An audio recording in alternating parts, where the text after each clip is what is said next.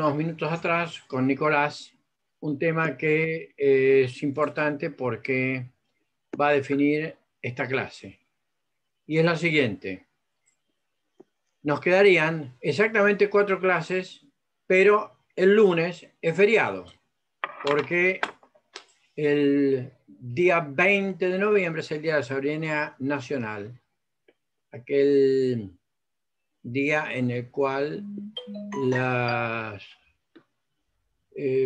se podría decir las armas de la Confederación Argentina al mando del general Lucio B. Mansilla defendieron en la vuelta de obligado a las pretensiones de los franceses que con su bloqueo anglo-francés posterior y anterior con su bloqueo francés querían subir las aguas del río Paraná. Bueno, en síntesis, el día 20 pasa al 23, por lo tanto el lunes 23 es feriado. Queda a criterio de ustedes si damos clase o no damos clase. Lectura. Si damos clase, entonces la de hoy la puedo hacer un poco más tranquila y puedo abordar los temas que corresponden. Si no damos clase, corremos el riesgo de que yo hoy no termine, porque es bastante lo que queda, en cuyo caso está bien, no daríamos el día lunes, pero daríamos el miércoles, mitad y mitad, con Leandro y conmigo, para que yo termine la parte mía y Leandro termine a un repaso de lo que les dio él, que sería entonces el 25, porque el 29, que es sábado, tendríamos el examen. Ustedes deciden. No sé, Nico, cómo sugerís hacerlo. Actualmente, en este momento, ¿cuántos están conectados para la clase? A ver, 11. Sin ustedes, 9. Sin nosotros, 9. Exactamente lo ha dicho Evangelina. Quiere decir que yo no creo que sean 9 los que cursan. Creo que quedan más. De todos modos, queda a criterio de ustedes 9 resolver si quieren que haya clase el lunes 23 o no damos clase y tratamos de meter los contenidos que quedan en las otras 3 clases restantes. Ustedes deciden. Yo rindo laboral el 24. La verdad que mi idea sería cursar, pero me pongo bastante nerviosa antes de los orales y quizás mi intención sea una y después no pueda. Por eso no me Bien. quiero comprometer a que voy a estar y quizás no me conecte. Evangelina, no. Y con una lógica, o sea, razonable. ¿Algunos más que quieran hablar? Estoy en la misma situación que Evangelina. Hola, rindo laboral el 24, así que bueno, también igual Bueno, oral así. Yo rindo ya. administrativo, profe, el 25 y el profesor también nos puso una clase el lunes feriado porque nos llevaba con el tiempo. El tema es, yo puedo estar, pero el tema es si usted qué opina que nos conviene o no nos conviene. De última la clase puede quedar grabada y la vemos después, pero si los temas son necesarios para el examen, en algún momento la vamos a tener que ver la clase. Bueno, sí, porque sinceramente no voy a poder terminar hoy y tendrían que verlo y no es sencillo. Yo creo que vamos a hacer lo siguiente. Nicolás, conéctate, por favor. Sí, estoy acá, Julio. Bien, bueno, vamos a hacer lo siguiente. Vamos a dar la clase el lunes 23. Los que no la puedan ver, que después la escuchen y la vean cuando ustedes la suben a la plataforma. O no sé cómo hacéis, por YouTube o por la plataforma. En nuestro canal de YouTube la subimos a las clases. Bueno, entonces vamos a hacer así. Vamos a dar la clase del 23 porque hoy no vamos a terminar. Y no es razonable ni ético ni de responsabilidad académica ir en una carrera contra el tiempo, y tampoco me gusta decirles lean ustedes, estudien por su cuenta sin aclarar las cosas que corresponden. O sea que para los que vayan, no tienen problema, la van a ver. Y si no, en la clase de repaso que va a dar Leandro el 25, yo voy a estar ahí, cualquier duda que tengan, la aclaramos ahí en la clase de repaso. Y ya la consideramos repaso de todo. Perfecto. ¿Están de acuerdo? Sí, sí. Me parece excelente. Estoy de Bien, acuerdo yo también. muy bien. Bueno, Ayelena, usted es la que trabaja en la FIP, ¿no? No, profe, es Laura, ¿no? Ah, Sí, Laura. yo, ¿qué tal? Laura está. Bien, Laura. Bueno, Con un cobrador de la FIP, cobrador fiscal de la FIP, en la parte bien. jurídica, digamos. ¿Cómo? En la parte jurídica de un cobrador fiscal, un abogado, que es el que lleva, digamos, las ejecuciones fiscales. Ah, mire, no sabía que habían tercerizado. Pensé que todos dependían de la FIP. Sí, Claro. mitad y mitad, sí. En Bien. realidad sí, porque se Bueno, presenta ante el federal y toda la parte, digamos, de todo lo que es la procuración, por ejemplo, acá en Tandil se presenta en Azul y en Dolores, bien, porque no bien. tenemos juzgado federal. Exacto, exacto. No somos departamento judicial como Mar del Plata, digamos. Claro, ¿usted en qué lugar está, me dice? En Tandil, En Tandil, claro. vivo en Espere que Tandil. mientras tanto, ahí está. Estaba bajando el celular para que no tuviéramos interferencia. Bien. Ah, bien, perfecto. Claro. Entonces, bueno, la invito a que usted aporte Ah. todo lo que considere importante Bueno, lo que y pueda, y, humildemente lo que sé. mire, todos aprendemos, Sí, todos vamos sumando conocimientos y la 11683 me vuelve y me va a seguir volviendo loco. claro. Por Toda la la, parte, digamos, de ejecución fiscal, que es un procedimiento especial que se rige por sí, la ley sí, hoy lo 1168. vamos a ver. Hoy Claro, lo vamos a ver. El artículo 92 lo vamos a ver hoy. Exactamente. yo estaría en la Vamos a parte ver las donde, excepciones, la sentencia, claro, pero son artículos monumentales, son larguísimos. Por eso lo que yo les voy a preguntar es el resumen que hice y que está ahí. Bueno, entonces, Nicolás, te voy a pedir que me permitas compartir pantalla. Sí, Julio, ya te dejé como anfitrión y ya se está grabando. Ah, muy bien, excelente. Bueno, entonces, ahí tenemos todo lo que vamos a ver. Entonces vamos a comenzar precisamente con esto. Ahí está. Vamos a compartir. Bien. Entonces, ustedes recuerdan que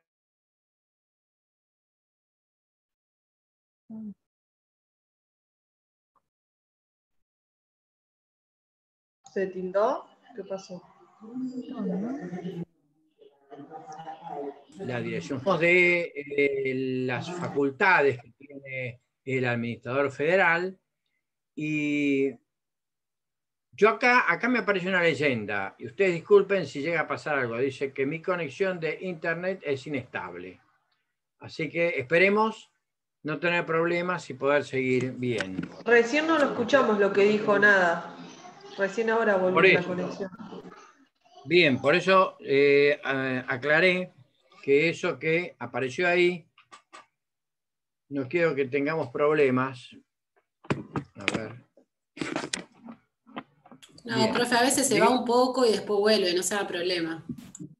Bueno, ustedes díganme si hay algún inconveniente.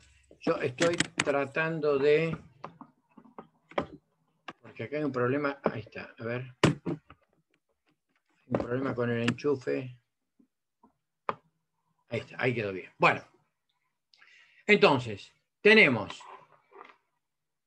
dentro de lo que estuvimos viendo, vamos a hacer un pequeño repaso.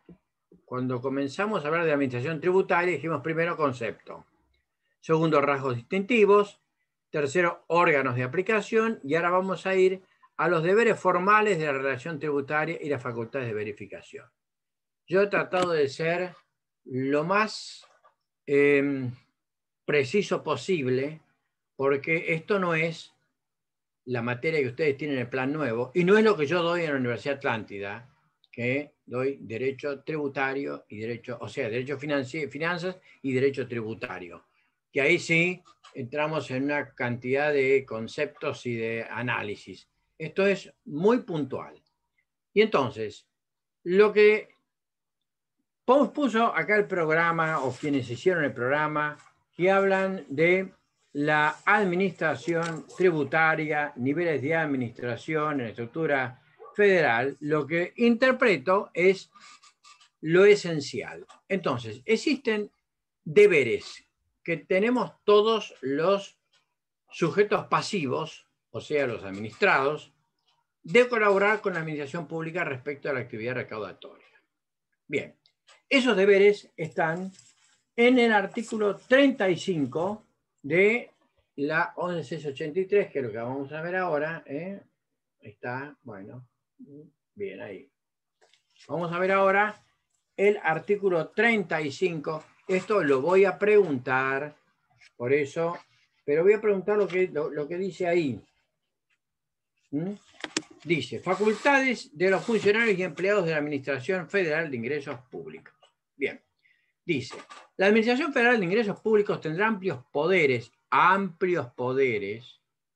para verificar en cualquier momento, inclusive respecto a periodos fiscales en curso, por intermedio de sus funcionarios y empleados, el cumplimiento de los obligados o responsables de las leyes, reglamentos, resoluciones e instrucciones administrativas, fiscalizando la situación de cualquier presunto responsable. En el desempeño de esta función, la Administración Federal podrá, ahí le puse, lo primero que puede hacer es, puede citar, o sea, los llamados requerimientos escritos o verbales. O sea, la AFIP puede citar a contribuyentes, al contribuyente real o presunto, y a terceros para que contesten verbalmente o por escrito preguntas sobre gravámenes. Este incumplimiento acarrea las sanciones de multa y clausura que después vamos a leer en los artículos 38, 39 y 40 de la 11683. Y después vamos a ver qué sucede si usted, que tiene un negocio y le pusieron la faja de clausura, se le ocurrió algo que yo le voy a sugerir que nunca en la vida lo haga. Como le voy a sugerir, no actúe en forma independiente, sino que hágase asesorar por un buen abogado tributarista y si no, por un contador, que son muy cancheros en estos manejos, pero no vaya a sacar la faja de clausura ni haga absolutamente nada que le pueda provocar un perjuicio, porque los perjuicios son grandes. Bien, y así después vamos a ver lo que dice el artículo 44. Inciso B del artículo 35. Exhibición de comprobantes. La AFIP le puede exigir la presentación de la documentación sobre el hecho imponible. O sea, si lo que en ese momento están averiguando es qué pasa, acá me vuelvo a decir que mi conexión a internet es inestable. Avísenme si se escuchó. ¿Se escucha bien ahora? Se escucha bien. Bien. Entonces, la AFIP le puede exigir la presentación de documentación sobre el hecho imponible. Supongamos que estamos hablando del IVA. Bueno, muy bien. A ver, muéstreme el libro crédito fiscal, el libro débito fiscal, muéstreme las facturas de lo que compró, muéstreme los comprobantes de lo que usted vendió, etc. Si es consumidor final o no lo es, para discriminar el IVA, etc. Bien. El inciso C. Y cualquier cosa la vamos a aclarar en la ley que la tengo acá. Pero lo que les pregunto, mejor dicho, lo que les digo que les voy a preguntar lo que dice exactamente acá. Dice el inciso C. Bien. Inspección de registraciones y documentación. La AFIP puede inspeccionar libros y documentación de los responsables y puede comprobar operaciones relativas a los datos de las declaraciones juradas. O sea, usted presentó su declaración jurada sobre ganancias o su declaración jurada sobre el IVA o su declaración jurada sobre bienes personales. Bueno, la AFIP puede inspeccionar y puede comprobar esas operaciones relativas a los datos que usted consignó en la declaración jurada. Bien, actas de comprobación. El artículo 35, inciso D, dice que los funcionarios y empleados de la AFIP pueden labrar actas de dichas inspecciones que luego sirven de prueba en los juicios. O sea, le hacen un acta y en esas actas hacen consignar todo aquello que pueda tener significación, que pueda tener importancia para la tramitación futura.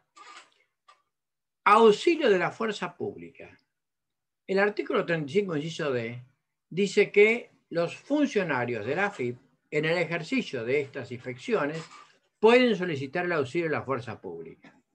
Vamos a leer y dice así: requerir por medio del administrador federal y demás funcionarios especialmente autorizados para estos fines, por la Administración Federal de Ingresos Públicos, el auxilio inmediato de la fuerza pública cuando tropezasen con inconvenientes en el desempeño de sus funciones, cuando dicho auxilio fuera menester para hacer comparecer a los responsables y terceros, o cuando fuera necesario para la ejecución de las órdenes de allanamiento.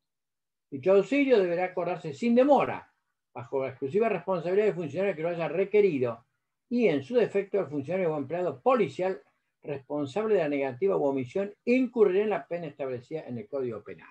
Quiere decir que el funcionario de la AFIP se va a la seccional de policía, muestra su credencial, muestra la constancia del acto que está haciendo y le dice: acompáñeme porque entré en determinado almacén, kiosco, supermercado, negocio y no me permiten la entrada. Entonces, como no me permiten la entrada y yo tengo las facultades de solicitar el auxilio de la fuerza pública y que ese auxilio es inmediato, así que acompáñeme porque debo cumplir con el cometido correspondiente. O sea, fíjense ustedes que empieza a generarse una situación donde evidentemente el contribuyente se encuentra en un serio riesgo, y más que serio, grave riesgo, en el caso de que obstruya la actuación del funcionario de la AFIP. Bien, el artículo 35, inciso E, es impresionante porque dice que los funcionarios que cumplen estas disposiciones del artículo 35 pueden recabar por medio del administrador federal y demás funcionarios autorizados por la Administración Federal orden de allanamiento al juez nacional que corresponda, debiendo especificarse en la solicitud el lugar y oportunidad en que habrá de practicarse. Deberán ser despachados por el juez dentro de las 24 horas, habilitando días y horas, si fuera solicitado.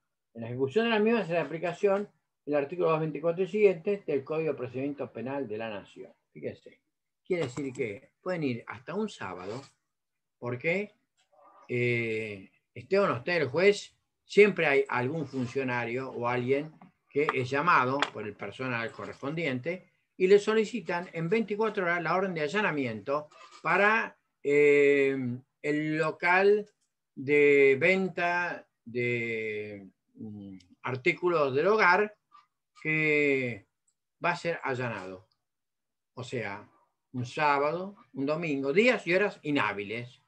Y en 24 horas debe el juez disponer, o sea, el juez no sabe si está bien, no está bien, si corresponde o no corresponde. Acá hay una disposición del artículo 35 de la 1183 que le dice que solicita la orden de allanamiento en 24 horas y el juez se la tiene que dar. Entonces, por eso le digo, fíjense ustedes las facultades omnímodas que tiene la AFIP para entrar y decirle los libros arriba de la mesa. Voy a entrar, voy a ir detrás del escritorio, le voy a revolver y le voy a revisar toda la oficina que usted tiene. Le voy a decir que me abra esa caja fuerte que tiene ahí. Le voy a decir que me abra esos anaqueles que tiene con llave, o sea, orden de allanamiento. Entran y le revisan todo. Por eso le digo, fíjese hasta qué punto la AFIP, por la 11683, tiene facultades que a veces no se logran con el Código de Procedimiento Penal de la Provincia de Buenos Aires, y con el Código de Procedimiento en materia penal. Bien, ahora, yo les hablé de unos articulitos que estaban en lo anterior, y esos articulitos, lo vamos a ver ahora, que son los artículos 38, 39 y 40. Fíjese cómo sigue esto. O sea, al artículo 35, lo continúa el 36, que dice registraciones efectuadas mediante sistema de computación, orden de intervención, intereses. Bien, no es importante. El 38, puntualmente, no, sí, vi, lo cité. Dice, multa por la no presentación de declaraciones juradas. Cuando existiera la obligación de presentar declaraciones juradas, la omisión de hacerlo dentro de los plazos generales que establezca la Administración Federal de Ingresos Públicos, será sancionada sin necesidad de requerimiento previo y le pone una multa que varía de 200 pesos a que se puede elevar hasta 400 pesos. Claro, no es una suma significativa, pero lo que usted está diciendo es, usted tiene que haber presentado la declaración jurada de bienes personales el 31 de julio, ¿sí? o el 30 de agosto y no la presentó, bueno, nada, la presentó después, es pasible de una multa de 200 pesos. Por supuesto que esa multa después, que no la paga, empieza a ser indexada, empieza a tener intereses y se va abultando significativamente. Bien, el artículo 39 se refiere a la multa a los deberes formales. O sea, todos estos deberes de colaboración que tiene que tener administrado, dice, serán sancionados con multa de pesos 150 a 2.500 las violaciones a las disposiciones de esta ley, de las respectivas leyes, de los tributarias, de los decretos reglamentarios y de toda otra norma de cumplimiento obligatorio que establezcan o requieran el cumplimiento de deberes formales tendientes a determinar la obligación tributaria, a verificar y fiscalizar el cumplimiento que de ella hagan los responsables. En los casos de los incumplimientos que en adelante se indicaron, la multa prevista en el primer párrafo del presente artículo, o sea, en el caso de las sancionadas por leyes tributarias, decretos reglamentarios y toda otra norma de cumplimiento, dice, se graduará entre el menor así previsto y hasta un máximo de 45.000 pesos. O sea, fíjese usted que no es un tema menor la multa que le puede aplicar la FIP. Muy bien. Y finalmente, bueno, al artículo 40, y vamos a ver el 44, el artículo 40 dice, serán sancionadas con clausura de 2 a 6 días el establecimiento local, oficina, recinto comercial, industrial, agropecuario o de prestación de servicios o puesto móvil de venta, quienes no emitieren no emitieren factura o comprobante equivalentes por una o más operaciones comerciales, industriales, agropecuarias o de prestación de servicios. Quiere decir que el negocio que no emite el comprobante de venta correspondiente es sancionado con eventualmente clausura. O no lleven registraciones o anotaciones de sus adquisiciones de bienes o servicios o de sus ventas. Que encarguen o transporten comercialmente mercaderías aunque no sean de su propiedad, sin el respaldo documental que exige la FIP. Que no se encontrarán inscritos como contribuyentes responsables ante la FIP cuando estuvieran obligados a hacerlo, no poseyeran o no conservaran las facturas o comprobantes equivalentes a acreditar las adquisiciones o tenencia de bienes y o servicios destinados o necesarios para el desarrollo de la actividad de que se trate. En fin, y el 44, que ahí le puse, que es fuerte, dice bien claramente que quien quebrantara una clausura o violare los sellos, precintos o instrumentos que hubieran sido utilizados para hacerla efectiva, será sancionado con arresto de 10 a 30 días y con una nueva clausura por el doble del tiempo de aquella. Así que atención con desafiar a la FIP.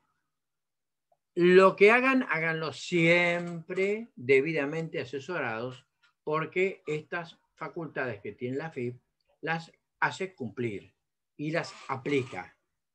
Entonces, sobre todo, los que tienen negocio, los que tienen algún sitio comercial, siempre tengan un contador al lado y lo que es más difícil, un abogado tributarista. Por eso yo siempre digo, esta es una rama del derecho muy interesante, es una rama del derecho muy importante, porque siempre existe la posibilidad de llegar a los organismos jurisdiccionales y ventilar esta cuestión fuera del ámbito administrativo. Bien, continuamos.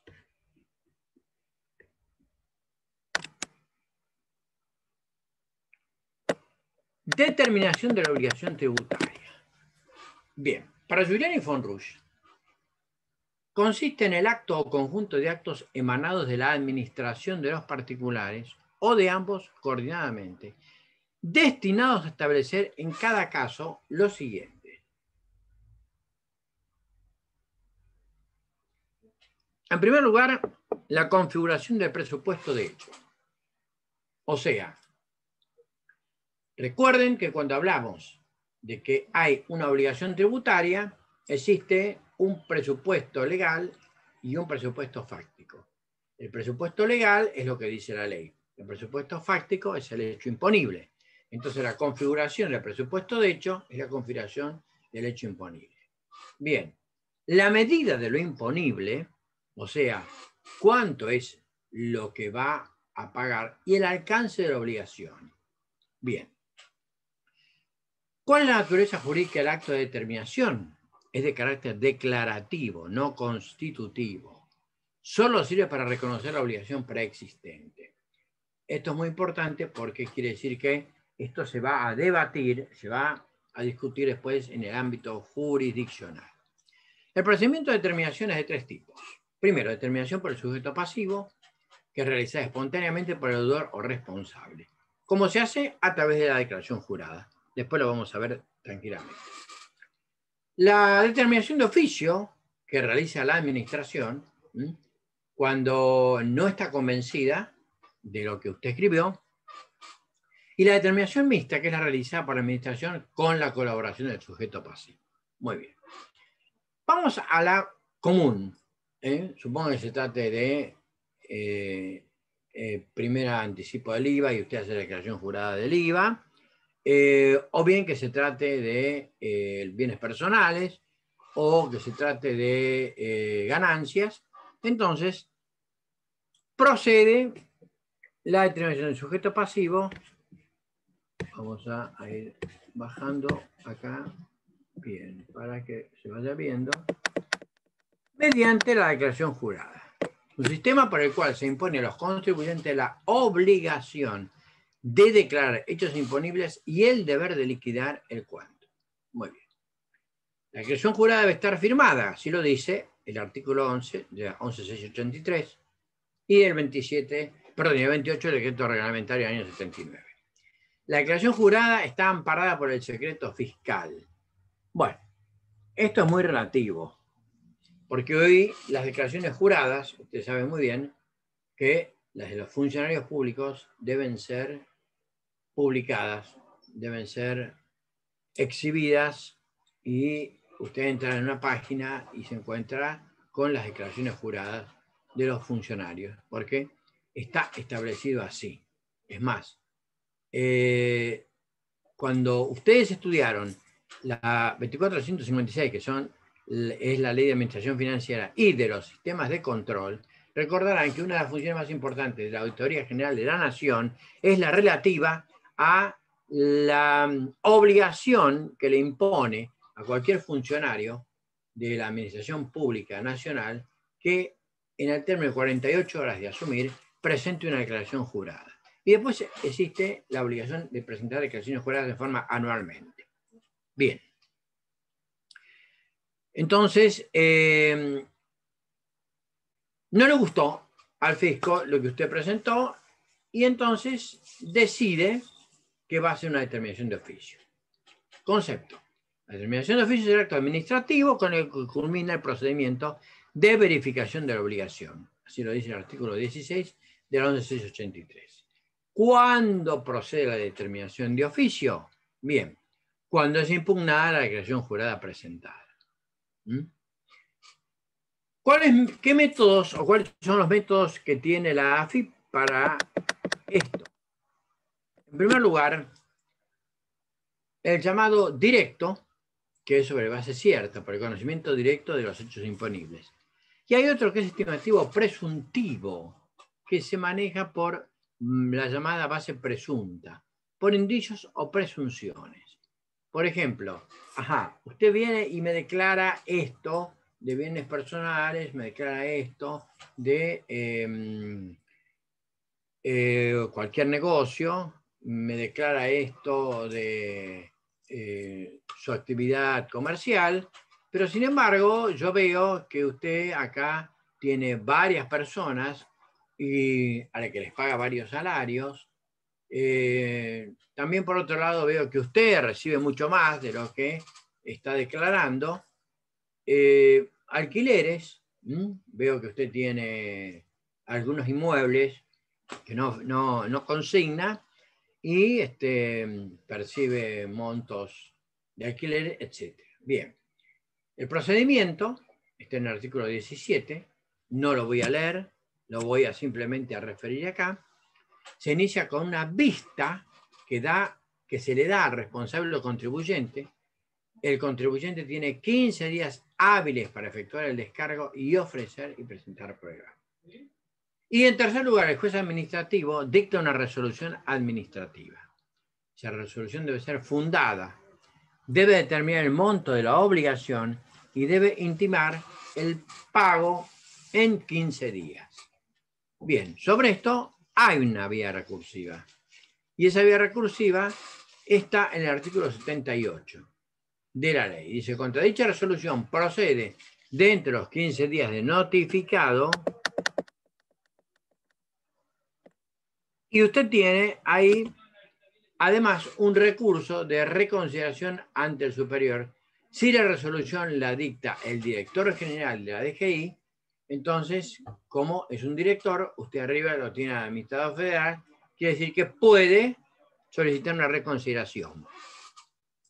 O bien, puede recurrir al Tribunal Fiscal de la Nación, que es lo que vamos a ver luego, posteriormente. Bien, vamos a hablar ahora de la vía recursiva contra actos administrativos de alcance individual. Muy bien. Cuando en la ley no está previsto un procedimiento recursivo especial, el contribuyente responsable pueden interponer un recurso de apelación respecto de los actos administrativos de alcance particular ante el funcionario que dictó el acto, siempre dentro de los 15 días de la notificación, para que resuelva el director general. Dice el artículo 74 del decreto del año 79. Bien. Dentro de estos puntos, ustedes tienen un artículo muy, mejor dicho, tiene un punto muy importante que se refiere a la coparticipación federal. Bien, vamos a ver. La coparticipación federal es lo que yo les pongo acá y no se compliquen la vida. Lo que sí, vamos a leer la Constitución, porque está en el artículo 75, en el inciso 2. Entonces, le pongo, como resultado de la concurrencia entre naciones y provincias en materia de impuestos indirectos y de la atribución del Congreso a establecer impuestos directos, surgió la superposición entre impuestos nacionales y provinciales, motivando ello que se iniciara un régimen de coordinación mediante leyes convenios. Este régimen comenzó en 1934. La reforma constitucional del 94 incorporó el régimen de coparticipación en el artículo 75, inciso 2, dando jerarquía constitucional a esa ley convenio. Desde el año 34 existía como una ley convenio. Bueno, la reforma del 94 la incorporó a la Constitución. Y con algunas particularidades importantes que ahora vamos a ver. Bien, esa ley convenio, que tiene como Cámara de origen el Senado, y que deberá ser sancionada con la mayoría absoluta de la totalidad de los miembros de cada Cámara. No podrá ser modificada unilateralmente ni reglamentada y será aprobada por las provincias. También se crea un régimen fiscal de control. Muy bien. Entonces, vamos a leer lo que dice sobre la coparticipación federal la Constitución Nacional. Vamos al 75, inciso 2, y vamos a ver qué dice lo siguiente. Bien. Atribuciones del Congreso 75 dice imponer contribuciones indirectas como facultad concurrente con las provincias, imponer contribuciones directas por tiempo determinado, proporcionalmente o iguales en todo el territorio de la nación, y después dice una ley convenio sobre la base de acuerdo entre la nación y las provincias instituirá regímenes de coparticipación de estas contribuciones, garantizando la automaticidad en la remisión de los fondos. La distribución entre la nación, las provincias y la ciudad de Buenos Aires, y entre estas, se efectuará en relación directa a las competencias, servicios y funciones de cada una de ellas, contemplando criterios objetivos de reparto. Será equitativa, solidaria y dará prioridad al logro de un grado equivalente de desarrollo, calidad de vida e igualdad de oportunidades en todo el territorio nacional. La ley convenio tendrá como cámara de origen el Senado, que eso es lo que puse ahí. Así ya más o menos saben qué es lo importante. Y deberá ser sancionada con la mayoría absoluta de la totalidad de los miembros de cada cámara, no podrá ser modificada unilateralmente ni reglamentada y será aprobada por las provincias. Eso también lo aclaré. Bien. Nada más del 75, inciso 2. Muy bien. Acá tenemos ilícitos tributarios en la normativa penal tributaria. Bien.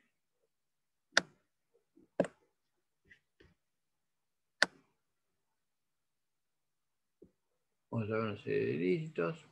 Vamos a ver las normas de procedimiento tributario. Bueno.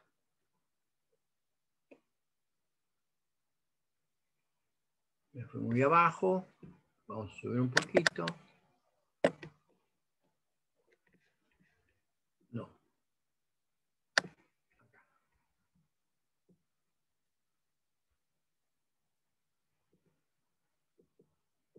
Bien.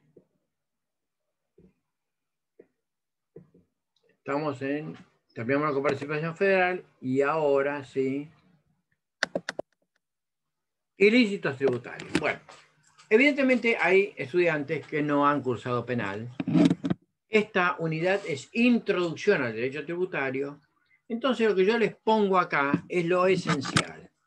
Fíjense, yo les puse una oportunidad de referirme a las divisiones del derecho tributario. Señalamos que una de sus ramas es el derecho penal tributario, consignando que él mismo estudia las normas que regulan las infracciones y delitos tributarios, así como las sanciones y multas respectivas. Bien. La legislación aplicable y la clasificación de los ilícitos tributarios. Bien, la legislación penal tributaria se encuentra en la ley 11.683, que comprende ilícitos y sanciones tributarias, por ejemplo, intereses, que lo vimos recién, multas por no cumplir los deberes formales o no cumplir con el pago correspondiente, artículos 38 y 39, clausura, lo vimos, en el caso que usted no tenga los comprobantes o no lleve los libros como corresponde.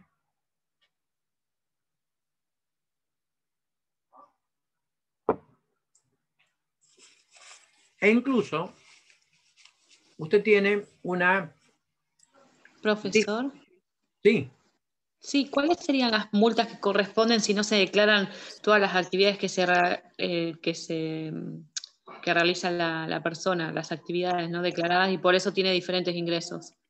Bueno, ¿en qué artículo tendríamos que ver? Hay diferentes tipos de multas, diferentes aplicaciones. Como yo le decía, hay multas por los deberes formales, por no haber presentado la declaración jurada, que por ejemplo es de 200 pesos hasta 400. Ahí tiene un caso de multa. Otro caso de multa es en el supuesto que no pagó los impuestos en tiempo y forma. Entonces ahí tiene multas y también tiene intereses. El 38 y el 39 no lo vamos a leer ahora, pues ya de alguna manera los leímos. Por ejemplo, el 38 es lo que yo le dije, multa por la no presentación de declaraciones juradas. El 38.1, multa automática por la no presentación de declaración jurada informativa. El 39, multa a los deberes formales. O sea, si usted tiene que permitir que entre un empleado o funcionario y requiere el auxilio de la fuerza pública, le va a labrar un acta y le van a aplicar una multa. Si a usted le dicen los libros arriba de la mesa, exhibición de comprobantes, y usted no exhibe esos comprobantes, se resiste, le van a aplicar una multa. Si se resiste a mostrar lo que tiene que mostrar y la presunción de la AFIP es de que usted está escondiendo cosas y pide una orden de allanamiento, además le va a aplicar una multa mucho mayor. O sea, depende del tipo de infracción tributaria que se configure. Muchas gracias. No, está bien. Si lo que yo quiero es que, le vuelvo a repetir, no cabe abundar, porque esto es una introducción al derecho tributario. Penal tributario, buenísimo. Agradezco. ¿Cómo? No escuché que más claro. ¿Qué me dijo? No, creí que querían hacer alguna pregunta. Bueno, entonces, y luego tenemos la ley 27.430 que contiene derechos tributarios.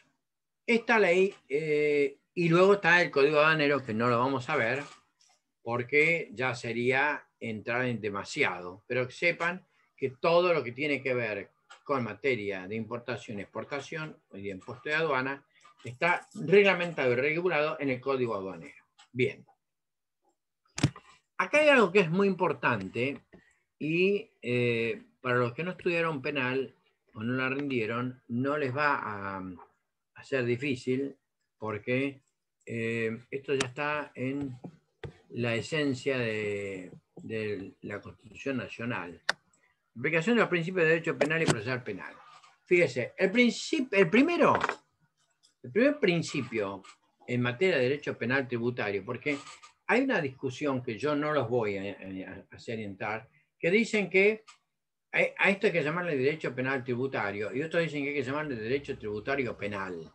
Como queriendo decir, los tributaristas sostienen que es tributario penal y los penalistas, por ejemplo, el caso de Soler, de Fontán Balestra, dicen que es derecho penal tributario, o sea que es una rama del derecho penal. Bien. Entonces, los principios que se aplican son en primer lugar principios de legalidad. Lo vamos a recordar. Ningún habitante de la nación será obligado a hacer lo que la ley no manda, ni privado de lo que ella no prohíbe. Principio de que no hay pena sin ley previa. O sea, no se le va a aplicar a usted una sanción de índole penal tributaria si no existe una ley previa que lo establezca y si no se hace un proceso que está establecido como corresponde.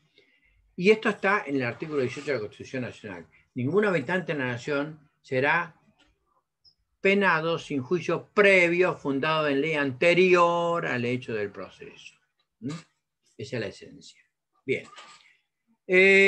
Un principio de derecho procesal es en indubio pro reo, o sea, en la duda a favor del reo. Acá sería indubio pro contribuyente o pro presunto responsable. Bien, el principio de non bis in idem es muy importante. O sea, no se puede juzgar dos veces por el mismo hecho. Acá sería, no le vamos a iniciar dos procedimientos por la misma infracción tributaria. Y luego hay disposiciones sobre tentativa, participación y concurso que son de índole penal. Bien.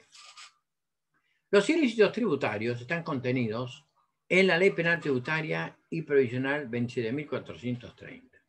Estamos hablando de delitos, y esos delitos, esta ley está integrada por 24 artículos, están divididos los delitos en 4 títulos: delitos tributarios, delitos relativos a los recursos de la seguridad social, o sea, usted como empleador debía depositar el dinero que retuvo y no lo depositó, entonces incurrió en un delito. Delitos fiscales comunes y disposiciones generales. Y acá le pongo para que usted vea dos tipos de delitos, ¿eh? Para que vea cómo se elaboran todos. Por ejemplo, la evasión simple es el delito tributario más común. La acción típica es la evasión total o parcial del pago de impuestos.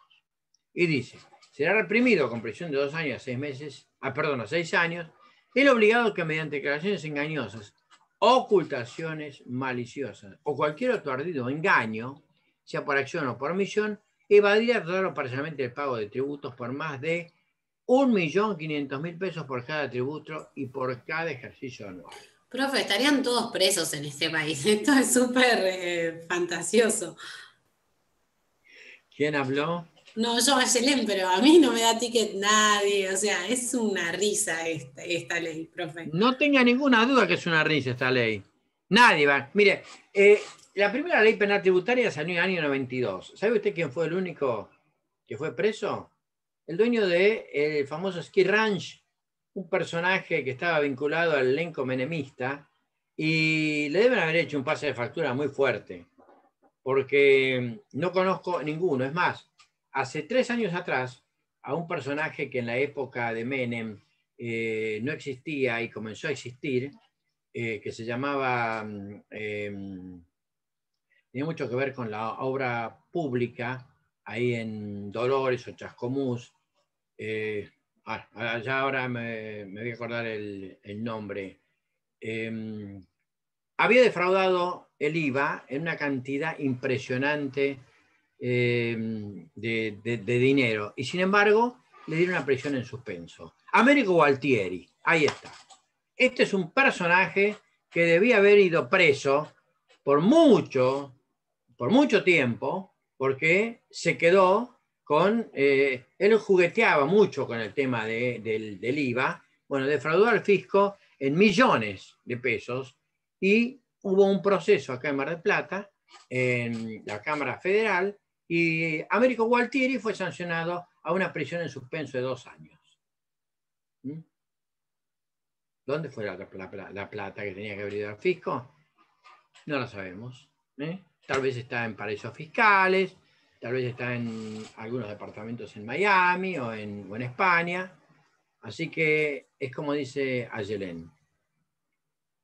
La ley está, pero nadie va preso por esta ley. Bien, evasión agravada, fíjese, la acción típica, evasión total o parcial en los supuestos que especifica la ley. O sea, en el caso, dice, la pena será de 3 años y 6 meses a 9 años de prisión. Si el monto evadido superará 15 millones de pesos. Y otro caso, si hubieran intervenido personas humanas o jurídicas para ocultar la identidad del sujeto obligado y el monto evadido superara los 2 millones de pesos. O sea, son montos irrisorios. Son montos muy, muy, muy reducidos para que alguien vaya en prisión, que debe ir en prisión. Pero mire, yo no lo puse ahí. Pero le voy a leer algo que realmente no tiene desperdicio. Porque usted dice, la ley establece y lo dice expresamente. Sin embargo, usted va a ver que echa la ley, echa la trampa, dice el viejo dicho, porque a pesar de todas esas disposiciones, usted va a ver que hay algo que es muy interesante, y cómo se crea la excepción a la ley, y la excepción a la ley es tremenda. Mire usted lo que dice.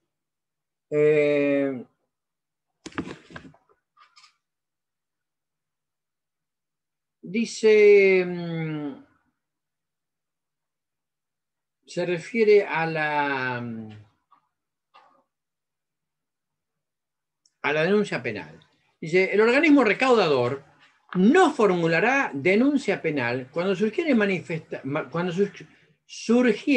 manifiestamente que no se ha verificado la conducta punible, dada la circunstancia del hecho, o por mediar un comportamiento del contribuyente o responsable que permite entender que el perjuicio fiscal obedece a cuestiones de interpretación normativa o aspectos técnicos contables de liquidación. Asimismo, el monto de la obligación evadida en relación con el total de la obligación tributaria del mismo periodo fiscal. Del mismo modo, no corresponder a la denuncia penal cuando las obligaciones tributarias o previsionales ajustadas sean el resultado exclusivo de aplicación de las presunciones previstas en las leyes de procedimiento respectivas, sin que existieran otros elementos de prueba conducentes a la comprobación del supuesto hecho ilícito. La determinación de no formular la denuncia penal deberá ser adoptada mediante decisión fundada con dictamen del correspondiente servicio jurídico por los funcionarios a quienes se les hubiera asignado expresamente esa competencia y siguiendo el procedimiento de contralor que al respecto se establezca en la reglamentación. Bien, ¿está Laura por ahí? A ver, ¿me escucha? Apago la cámara porque a veces se me corta. Bien. Vamos a charlar un cachetito sobre esta disposición del artículo 19 de la ley, Laura. O sea, Sí. existe la acción típica, existe el delito, se evadió el fisco, se quedó con los aportes previsionales que retuvo de sus empleados y no los depositó como corresponde en la ANSES para que se puedan jubilar, no hizo los pagos que debía hacer, pero si a criterio de la AFIP no hubo una intencionalidad, sino que manifiestamente muestra voluntad de pagar. Claro, si no es penal tributaria. ¿Cómo? Si no es penal tributaria para ellos. Si no es evasión. Exactamente. Entonces, le piden al servicio jurídico, al servicio de abogados, que dictamine si van a hacer o no van a hacer la denuncia penal. Entonces lo llaman al personaje y le dicen, pedazo de Gil, usted acá está bien claro y bien evidente que está defraudando al fisco en tanto. Bueno, le ofrecemos lo siguiente, le vamos a dar un plan de pagos y nos va a tener que pagar una serie de sumas con un adelanto importante, y entonces, si usted está dispuesto, no vamos a hacer la denuncia. Porque en realidad al fisco no le importa que usted vaya en cana. Lo que le importa al fisco es que usted pague. Que usted poniéndose esta braganza. Ahora. Y bueno, como el caso de Cristóbal López, que exactamente, él usaba los impuestos de transferencia de combustible, él en realidad los cobraba y los tenía que depositar, él se los quedó, o sea, fue un delito, una estafa, fraude fue. Y con la inflación hizo un negoción. Y está libre. O claro. sea, entró Alberto y chao. Además, fíjese usted, todos estos delitos son derivación. Y... Siga. No, y eso es totalmente triste porque al pequeño empleado o al pequeño comercio trata de pagar los impuestos, como pagamos todos nosotros. Mi papá también era comerciante, venía la FIP a cada rato a inspeccionar y a los que estaban en negro no iban. Un ejemplo le doy, mi papá dice, ¿por qué no lo vas a inspeccionar a...? Ah, no, porque está en negro. Entonces siempre no hay justicia. Hasta que no haya justicia en este país, que es lo más triste. Usted, qué terrible que es esto. Es terrible. ¿no? Porque esto me recuerda que... Siempre agarran a los que intentan hacer las cosas bien. Ay, perdón. No, y cuando usted comentaba lo de la fuerza pública, cuando se necesita la federal, ha pasado casos en que inspectores han sido metidos en cámaras, en un frigorífico, por ejemplo, los metieron en una cámara, en el frigorífico de Samid, y casi se murió congelado el inspector de la FIP. Entonces ahora los allanan. Sí, en Bransen fue. Entonces, esto es maravilloso. Para el caso de allanamientos, ellos están más seguros ir con la federal, porque bueno, se va con la federal porque es una ley nacional, porque ha pasado eso. El simple empleado de la FIP que tiene que ir, capaz que los han seguido con armas, los han metido en las cámaras frigoríficas, morados, los han sacado morados. Pero bueno, qué sé yo, es tan triste todo lo que está pasando que... Pero fíjese, ¿cómo puede funcionar esto? Sí. Sí, más allá de lo que usted dice, que estoy de acuerdo, la ley penal tributaria le dice el tipo penal, pero le establece en el artículo 19 que si el fisco considera Sí, el que perdón. claro, le perdona un delito penal. Es una ley que va en contra de toda la estructura penal. O sea, es más o menos como decirle, bueno, sí, claro, robó, pero no quiso robar. Y de hecho, esto pasa, porque fíjese que estar bajo el efecto de psicotrópicos o alcoholizado generó una doctrina, una teoría, en la época de la que integraba la Corte de Justicia de la Nación, el doctor Frías Caballero, que se llama esa doctrina la actio minor in causa. O sea, si usted se emborrachó y cometió un delito, no es tan punible porque no estaba en su sano juicio. O sea, casi rozando la inimputabilidad del artículo 34. Quiere decir que en materia tributaria, ¿cómo hace el fisco para recaudar? Y le sacude con los impuestos al consumo. Porque de la otra manera, por más que quiera llevar adelante, fíjese, yo O le decía, ganancias para los sueldos, que es una... Ganancias bueno, en los sueldos es una vergüenza. El impuesto a las Que ganancias, no es una empresa, cuarta es categoría que uno vamos a ver empleado, uno es empleado. Exacto, terrible, terrible. Lo Entonces, más regresivo que hay. sí, dígame Laura, sí. No, digo que es lo más regresivo que hay, porque ganancias en una relación de dependencia que uno es empleado, no tendría que tributar ganancias, sí, bueno, una empresa, pero uno como empleado que le descuenten después de 55.000 pesos el impuesto a las ganancias, totalmente regresivo, como el IVA, que lo paga desde el pobre hasta el rico en el consumo. Bueno, fíjese que bien lo que dice Laura, que ahora después lo vamos a ver. La base imponible, mínimo no imponible, del impuesto a las ganancias son 55.000 pesos.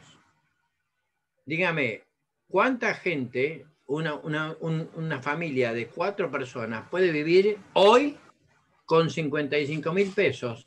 Y esos 50.000, 55, a partir de ahí, ya empieza a comerle el fisco el dinero. Entonces, usted dice, sí, tiene que pagar la luz, el gas, el teléfono, los impuestos de su casa, la comida, el colegio de sus hijos, la vestimenta, etcétera, etcétera, etcétera. Y cuando se quiere acordar, ya prácticamente el billete de hoy de 100 pesos es el billete de 10 pesos de hace un año y medio. Entonces, con una inflación como la que tenemos hoy, las alícuotas, el mínimo imponible, los impuestos a las ganancias, tendría que subir muchísimo. Tendría que estar muy por arriba de un salario. Ya no voy a hablar del salario mínimo vital y móvil, voy a hablar de un salario que permita acceder a una canasta básica, familiar, para que puedan vivir 4 personas.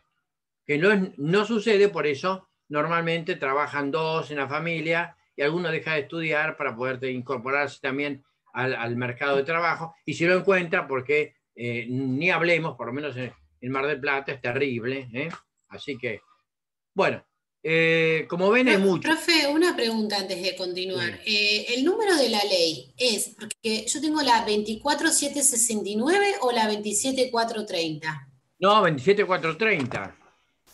Ah, ¿y por qué tengo la ley 24769 de delitos tributarios? La tengo acá en Infolet. ¿Qué tengo mal? ¿Puede ser? ¿Cómo? ¿Qué ley tiene usted? Yo tengo ley 24769, régimen penal tributario. ¿De dónde lo sacó eso? De Infolet. No, está mal. Mire, ¿quiere que le pase el link? Mire, la ley es esta. Y esto es una compilación que salió en el año 2018. O sea... Claro, no sé qué está mal acá entonces. 29 de diciembre de 2017 salió la 27430 que dice que además deroga la 24769. Claro. El texto fue aprobado por ley, salió en el boletín oficial y por medio del artículo 280 se deroga la ley 24769 a partir de la vigencia de la presente ley. Así que no sé realmente dónde está mal eso. Evidentemente está mal. Bueno, continuamos. Nociones de procedimiento tributario. Bien. Vamos a llegar a ver esto y nos va a quedar todo lo demás. Como ven, era para los que no pueden ver la clase del lunes, bueno, véanla por YouTube, porque voy a dar todo lo que faltaría. La idea de acercarse al procedimiento tributario es que dentro de las divisiones del derecho tributario se encuentra el derecho procesal y judicial, que reúne y sistematiza todo el conjunto de normas que regulan los procesos judiciales por los que se dirimen controversias relacionadas con la tributación. O sea, existe lo que se llama el proceso contencioso tributario. Comienza cuando el contribuyente y el fisco concurren ante un tercer órgano para resolver la contienda. Ese tercero, o sea, estamos hablando de el contribuyente y la AFIP. No se pusieron de acuerdo, la AFIP tomó una resolución, el contribuyente considera de que no es lo que corresponde y entonces tienen dos opciones. O bien apelan ante un nuevo organismo que se llama Tribunal Fiscal de la Nación, que es un tribunal administrativo, o bien salen del ámbito administrativo y se van al Poder Judicial. Bien. Vamos a ver qué es esto del Tribunal Fiscal de la Nación, que muy poca gente sabe que existe. Fue creado por ley 15.265 y comenzó a funcionar el 28 de abril de 1960. Actualmente está regulado en la 11.683, en el título 2, en los artículos 144 a 199. Bien. Vamos a ver las características que tiene el Tribunal Fiscal de la Nación, que es muy interesante. Ante todo, es un genuino órgano jurisdiccional porque sus miembros tienen estabilidad y seguridad. No obstante, pertenece a la administración pública, o sea, tiene dependencia del Poder Ejecutivo y tiene independencia del Poder Judicial. O sea, esto es muy cuestionable, porque el Tribunal Fiscal de la Nación, entonces, sería el Poder Administrador, sería juez y parte, o parte y juez. Entonces, es una cuestión que se ha debatido varias veces y, sin embargo, ha sido consagrado como tal porque se considera de alguna manera que le sacaría problema al Poder Judicial y quedaría dentro de la órbita del Poder Administrador. Bien, vamos a ver entonces ese artículo, vamos a ver, 144, y vamos a leer algunas cosas interesantes del Tribunal Fiscal de la Nación. Bien, vamos a ver. El Tribunal Fiscal de la Nación, creado por la ley 15.265, entenderá los recursos que se interpongan con relación a los tributos y sanciones que aplica la DGI, dependiente de la Administración Federal de Ingresos Brutos, dependiente de la Administración Federal de Ingresos Públicos, en ejercicio de los poderes fiscales que de acuerdo al título primero de la presente ley. Bien. Tendrá su sede, dice el 145, en la Ciudad Autónoma de Buenos Aires, pero podrá actuar y constituirse y sesionar mediante delegaciones fijas en el interior de la República Argentina. Bien. Estará constituido por un órgano de administración, un órgano jurisdiccional y una presidencia. Vamos a ver el órgano jurisdiccional, que dice ahí. Bien. El órgano jurisdiccional estará constituido por 21 vocales argentinos de 30 o más años de edad y con 4 o más años de ejercicio de la profesión de abogado o contador público según corresponda. Fíjese que lo insólito de esto es que pasa a ser un integrante de un tribunal fiscal que tiene funciones jurisdiccionales un contador. O sea, tenemos abogados y contadores. Bien, fíjese cómo se estructura. Se divide en 7 salas. De ellas 4 tendrán competencia en materia impositiva y cada una estará integrada por 2 abogados y un contador público.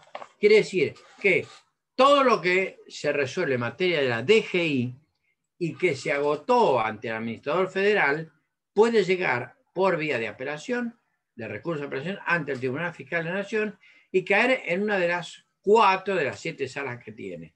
Esas salas, cada una de esas 4 está integrada por 2 abogados y un contador. Bien. Continúa. Y las 3 restantes tendrán competencia en materia aduanera y cada una de ellas estará integrada por 3 abogados. Mire qué interesante. Las salas en materia aduanera no están integradas por contadores, sino solo por abogados. Quiere decir que el tema es mucho más delicado en materia aduanera que en materia de la DGI.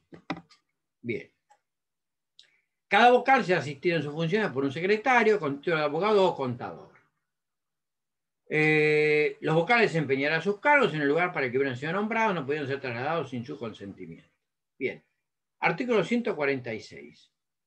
El presidente del Tribunal Fiscal de la Nación será designado de entre los vocales por el Poder Ejecutivo Nacional y durará en sus funciones por el término de 3 años, sin perjuicio por ser designado nuevamente para el cargo. Bien. Entonces, fíjese que por ahí le pongo designación por el Poder Ejecutivo Nacional previo concurso. Dice artículo 147, y puede ser removido mediante un jury que preside el Procurador del Tesoro Nacional. Bien. Tiene incompatibilidades profesional y para ejercer el comercio. O sea, si integra. O sea, es todo muy parecido a la integración de un juez del Poder Judicial de la Nación o de las provincias. No pueden ejercer la profesión, están en incompatibilidad y tampoco pueden ejercer el comercio. Bueno, vamos a ver cuál es la competencia del Tribunal Fiscal de la Nación. Bien, tenemos en primer lugar recurso de apelación contra resoluciones de la AFIP que determinen tributos y multas y repeticiones por un importe superior a los 25.000 pesos. También por recurso por retardo. O sea, si la AFIP no resuelve sobre su problema y usted interpone un escrito diciendo, acá hay que saber derecho administrativo, que es ¿cuándo queda expedita la vía judicial? ¿Cuándo se agotó la vía administrativa? Ante el llamado silencio de la administración. Si, por ejemplo, usted le manda una carta documento y le dice... Silencio negativo. Doctor, sí. ¿se acuerda cuando no devolvían el reintegro de exportaciones, la FIP, a los del agro? Sí. En ese caso presentaron muchísimas recursos por retardo al Tribunal Fiscal. Muy bien, muy bien. Después vamos a ver, si tengo tiempo, sí, tengo tiempo, les voy a leer un escrito de apelación ante el Tribunal Fiscal de la Nación, porque todo esto está perfectamente documentado. Fíjese, acá tengo un libro muy interesante, mire. Se llama, a ver si lo ven ahí. Procedimiento tributario ante el Tribunal Fiscal de la Nación. Mire, acá está lleno de escritos y de disposiciones muy interesantes. Obviamente que todo el material que yo tengo no es porque sea contador, ni porque me dedique al derecho tributario, sino porque lo practico, por decir así, como docente. Entonces, como en la Universidad Atlántida lo vemos con mucha especificidad, entonces hay cosas muy interesantes que ahora les voy a leer, cuando terminemos de ver esto del Tribunal Fiscal. Bien, entonces, recurso por retardo, como muy bien dijo Laura, en el caso de disposiciones que no se resolvieron, que es el tema en el caso, ella comentó, de las retenciones al agro. Bien, también tenemos recurso de amparo por demora excesiva en resoluciones de las causas de la FIP. O sea, se puede iniciar ante el Tribunal Fiscal de la Nación un recurso de amparo. Recursos y demandas contra resoluciones de la AFIP en materia aduanera. Eso sí, ya lo vimos, porque tiene, como vimos, 3 salas en materia aduanera, 4 en materia impositiva, o sea, de la DGI, por lo tanto 7 salas, 21 miembros cada uno. Muy bien. Profe, una pregunta. Como se trata siempre de que hay una lesión a derechos constitucionales, ¿no se podría ir siempre por la vía del amparo y evitarse ir ante el Tribunal Fiscal de la Nación? ¿No es más rápida la vía de amparo? No, porque esto está establecido. El amparo es un procedimiento que procede cuando no hay otras vías, otras resoluciones u otros caminos procesales para que usted solucione su problema. O sea, es la última de las posibilidades. Y expresamente, fíjese que el recurso de amparo, ustedes algunos de los que me está escuchando ha cursado teoría constitucional. Sí. Bien. ¿Recuerda usted el caso Siricot? El recurso de amparo comienza... Sí, el de la prensa, el del diario. Claro, comienza como una construcción doctrinal jurisprudencial de la Corte Suprema de Justicia de la Nación. No existía. Recién tenemos el recurso de amparo en la Constitución Nacional a partir de la reforma del 94. Entonces, mire usted que hasta ese momento prácticamente todo era por la ley. Había una ley. Una ley. Sigue estando, profe. Claro, pero esa ley ahora cede ante el que siguen manteniendo un procedimiento, pero la esencia ahora es constitucional. ¿Mm? De todos modos, usted siempre tiene la vía, y lo vamos a ver ahora cuando leamos, para llegar a la Corte de Nación, no se olvide usted, por el caso federal. Esto es un tema muy importante y yo voy a hacer hincapié ahora en eso. Bien, por eso quiero terminar con esto, para que por lo menos podamos terminar con la unidad 12. Como ven, parecería que uno va rápido, pero no se puede, porque es muy importante todo esto. Personería. La autorización, o sea, usted puede presentarse con una autorización certificada ante el secretario del Tribunal Fiscal de la Nación. La representación y patrocinio la dan los abogados.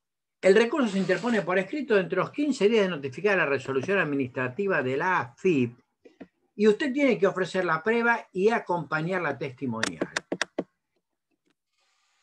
Una vez que está radicado en el Tribunal Fiscal y le dicen, por presentado, constituido domicilio, tiene que constituir domicilio en Buenos Aires, porque el Tribunal Fiscal está en Buenos Aires, en el caso de que usted sea de otra provincia o en el caso de que sea del interior de la provincia, entonces se le ha trasladado por 30 días a la AFIP para que conteste este recurso y oponga las excepciones correspondientes, que acompañe el expediente administrativo y ofrezca prueba. Bien. Una vez que se recibió eso, se traba la litis y entonces se produce la apertura a prueba. Se dispone un plazo de 60 días para producirla. Ese plazo de 60 días, ahora vamos a ver cómo se genera cuando les lea un recurso.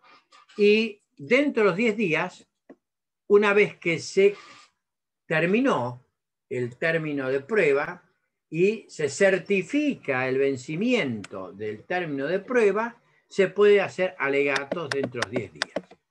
La sentencia tiene que contener todos los requisitos de la sentencia del Poder Judicial, pero no puede pronunciarse sobre la validez constitucional de leyes, o sea, no puede declarar la inconstitucionalidad de una ley tributaria.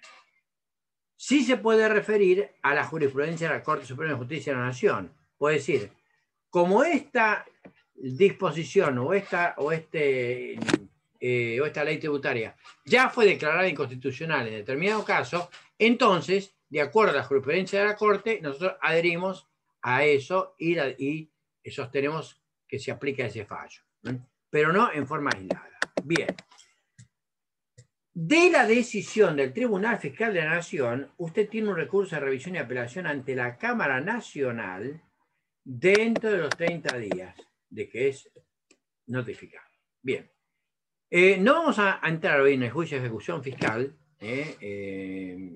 o vamos a hacer una cosa, ya que la tenemos a Laura acá, vamos a hablar del juicio de ejecución fiscal y voy a dejar para la próxima, para el próximo 23, para leer el recurso de apelación, así por lo menos podemos terminar esta unidad.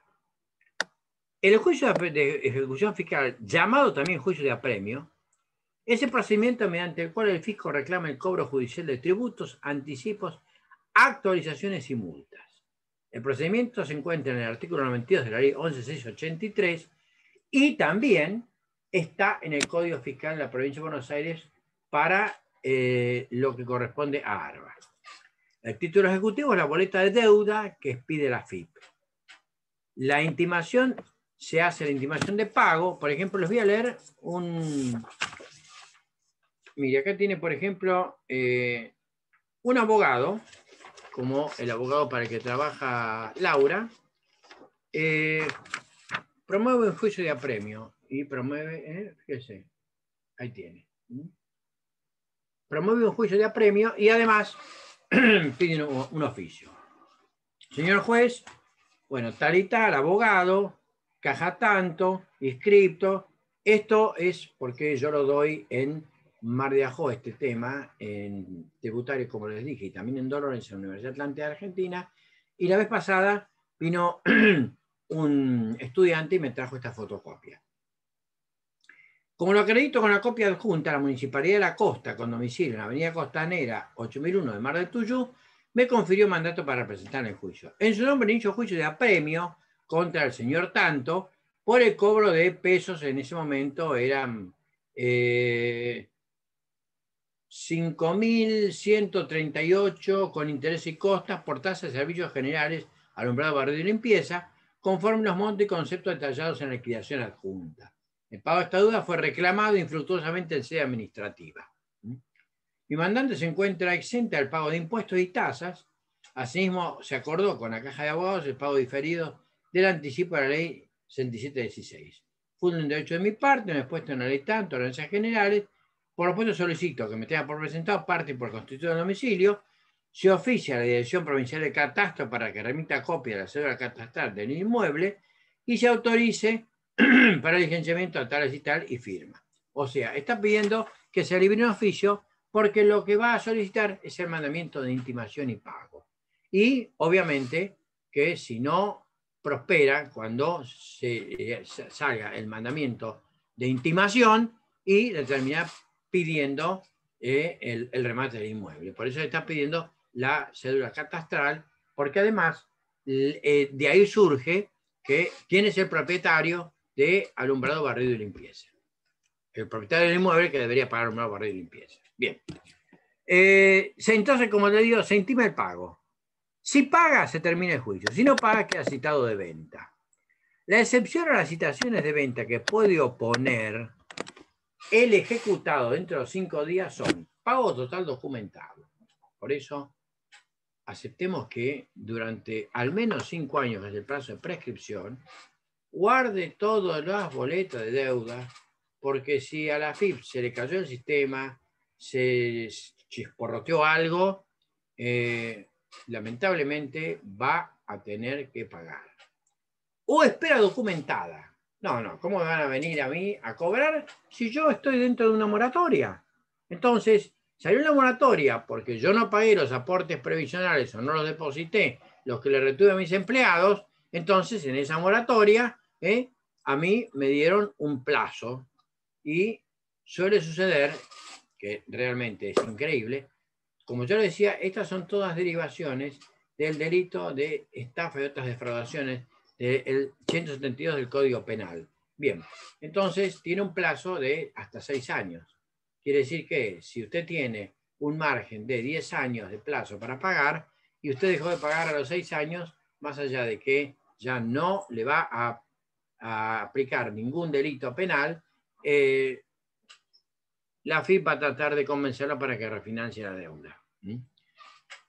Muy bien. La otra es la prescripción, ya se pasó el tiempo, y la inhabilidad de título. Quiere decir que si el título ejecutivo es la boleta de deuda, esa boleta de deuda tiene que tener la firma autorizada del funcionario correspondiente o del director general de la DGI o del administrador federal. Si no está eso, esa boleta de deuda es inhábil y usted la puede oponer como excepción. Muy bien. La sentencia de ejecución es inapelable. Mire usted qué increíble. Es verdaderamente asombroso que el artículo 92 en la ejecución fiscal le diga que no se puede apelar. Lo único que puede hacer, fíjese, lo voy a leer porque a mí es una de las cosas que realmente me sorprende, cómo se alteran las reglas del debido proceso que existe en el artículo 18 de la Constitución Nacional. Entonces, el artículo 92 de la 11.683 dice bien claramente, vamos a ir al artículo 92, donde está el juicio de ejecución fiscal, dice bien claramente que la sentencia de ejecución será inapelable, quedando a salvo el derecho de la Administración Federal de Ingresos Públicos de librar nuevo título de deuda, en el caso que le hayan dado la razón al contribuyente, o del ejecutado de repetir conforme los términos previstos en el artículo 81 de esta ley. O sea, es inapelable, pague, y lo que le queda es ir e iniciar una acción de repetición. Pero no corresponde que pague. Está mal, me están cobrando lo que no debe ser. Ah, no importa. No, pero, ¿cómo que es inapelable? Es inapelable. ¿Me escuchó?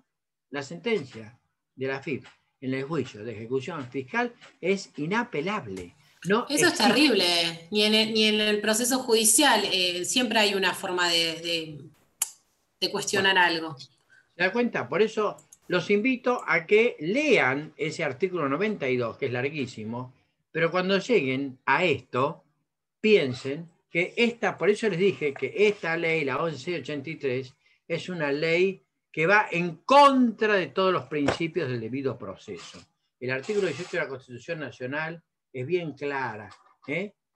O sea, cuando usted toma el artículo 18 y en ese 18 dice ningún habitante de la nación argentina será penado sin juicio previo fundado en ley anterior al proceso, juzgado por comisiones especiales o sacado de los jueces designados por la ley ante derecho a la causa, nadie puede ser obligado a declarar contra sí mismo, es inviolable la defensa en juicio de la persona y de los derechos. Eso es lo que los americanos llaman el due process law, el debido proceso legal. Pues el artículo 92 de la 1183 avasalla y atropella el derecho que tiene el contribuyente como el derecho que tiene cualquier persona del debido proceso legal. ¿Se da cuenta? Porque es interesante. Y yo siempre lo digo, esta materia no la pueden preparar solos. Es una materia que hay que analizarla, hay que comentarla. Porque que la sentencia de ejecución en el juicio de ejecución fiscal sea inapelable y que le digan a usted, y no hay otra, ¿vio? Le dijeron esto y si no, le van a rematar la casa. Así que pague. Y después tiene la única opción que es la de iniciar la repetición y entonces tiene que decir, resulta que tengo que iniciar un juicio para que me devuelvan lo que no correspondía que tenía que pagar. ¿Nadie inició la inconstitucionalidad de esta ley, profe? Está lleno de planteos de inconstitucionalidad. Pero usted no se olvide que el fisco es el fisco. Y ustedes van a escuchar, porque ya no me queda Recauda más. para el Estado. Claro. Y Que para los hay sueldos. donde dicen que el principio de confiscatoriedad, que dice que no se puede avanzar más del 33% del patrimonio de una persona, es relativo y que se debe ir acomodando a los tiempos. Y que esos antecedentes jurisprudenciales que establecen el 73% no son fallos obligatorios para la Corte Suprema de Justicia de la Nación. Eso es tremendo. Bueno, óigame, es tremendo que usted haya tenido una Corte Suprema, quiero terminar con esto solo, porque después viene la demanda contenciosa, que no hay problema, la demanda de repetición, y después la prescripción, que lo voy a dejar para después. Yo solamente le quiero decir esto. Piense usted que el máximo organismo de justicia de la República Argentina, a donde usted debe llegar cuando son violadas las garantías constitucionales, es la Corte Suprema de Justicia de la Nación, ¿no es cierto? Correcto. Bien, esa Corte Suprema de Justicia comienza durante la presidencia de Bartolomé Mitre, o sea, es inaugurada cuando se pacifica el país y es la primera presidencia fundacional. Bien. Esa corte después tuvo alguna variación, pero llegamos al año 30, golpe de Estado, y los miembros de la corte, de la misma Corte de Justicia, y los que estudiaron constitucional con Fruntaner lo saben, los que no, ojalá que lo sepan por el lado de constitucional, se creó el funcionario de facto y se legitimó los gobiernos a espalda de la Constitución. Una corte adicta al poder de turno. Viene el golpe militar del 43, que derroca al presidente Castillo, cambia a los miembros de la corte. Viene la presidencia de Perón, cambia a los miembros de la corte. Cae Perón, sube Lonardi, cambia a los integrantes de la corte.